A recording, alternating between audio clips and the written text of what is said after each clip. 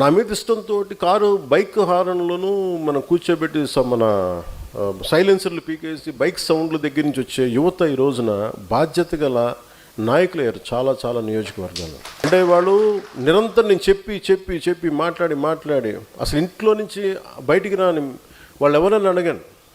ఇక్కడున్న ఆడపడుచులందరూ వాళ్ళు అంతకుముందు ఒక 15 సంవత్సరాల ఇళ్ళ నుంచి బయటకు వచ్చేవాళ్ళు అడగాను, అసలు ఇప్పుడు వచ్చేవాళ్ళు కాదు.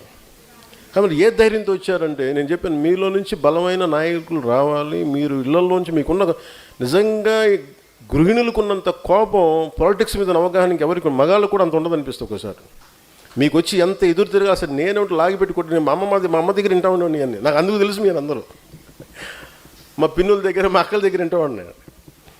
సో నాకు ఇంట్లో ఆ కోపాలు ఎలా ఉంటాయో తెలుసు నాకు. సో అందుకని నాకు జనసేన ఆడపడుచులకి చాలా ఉన్నతమైన స్థానం ఇవ్వాలన్న నా కోరిక.